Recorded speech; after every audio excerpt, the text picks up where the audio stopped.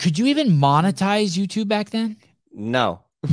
No, that right. was the other thing. It was like, okay, I got this video. It got seen by a lot of people, but what do you do with that?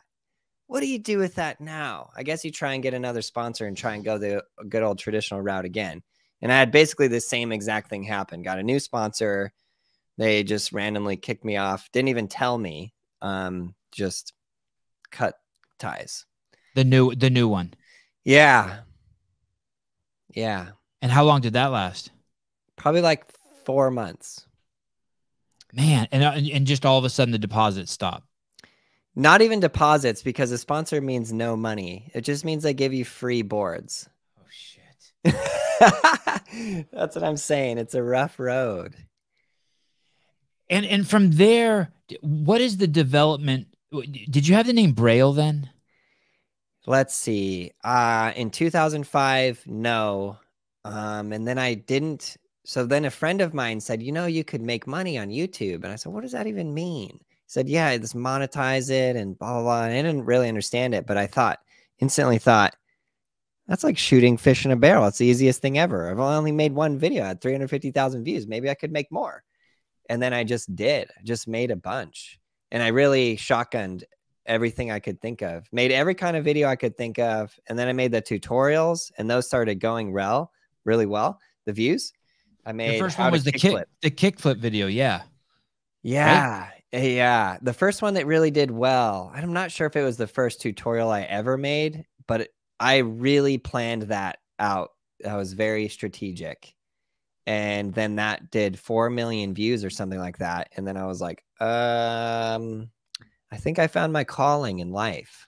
Teach skateboarding. But could you monetize at that point? Yeah. Okay. Yes, sir. What year did that happen, the monetization of YouTube? Do you remember? My guess? Man, it's been so many years. I can't even believe it's 2022 and I'm almost 40. I still feel 13. Yeah, me too. I feel 10. I literally just got done riding skateboards and filming all day. Like, that's stupid. Well, thank you for coming on here. I really appreciate it. Do you remember what year that they allowed monetization? I don't. I was thinking my best guess would be maybe 2010.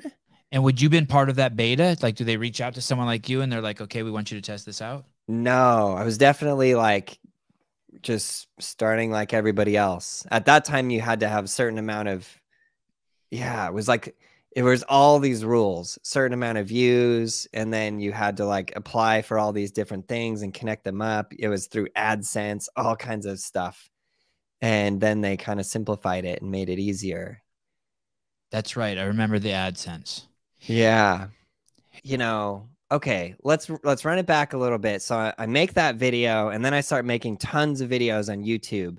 And it took me a whole year. So how the monetization works on YouTube, for anybody who doesn't know, is you make your money through AdSense, ads. So your video goes up and YouTube puts an ad in front of it, and you as the creator get 55% of that revenue, and YouTube takes 45% of the ad.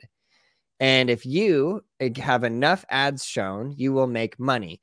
People always ask, well, how much is it per view? How much is it per subscriber? It's 0 per subscriber. That means nothing. And per view, it changes every single second, every single ad, because it's all different money.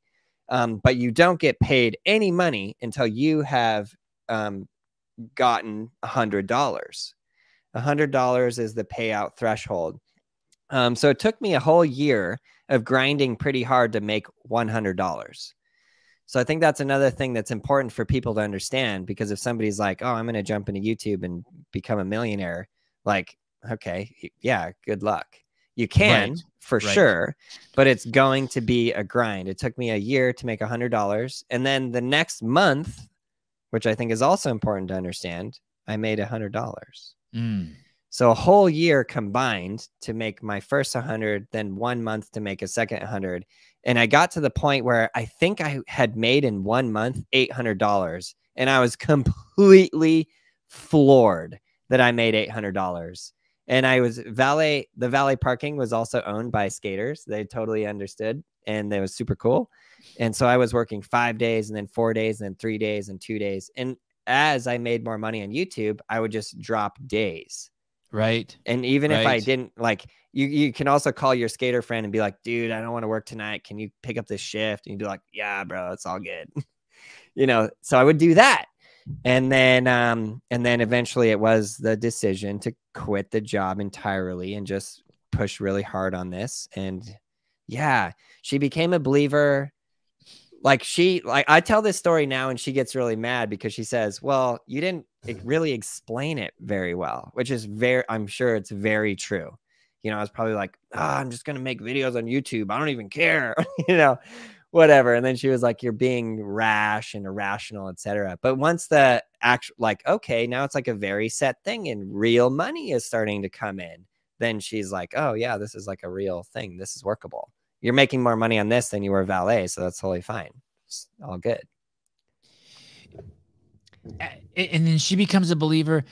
And where does that intersect with your and then tell me when the name Braille comes in and when that intersects with your vision of make this the world's largest, making skateboarding the world's largest sport. Yeah.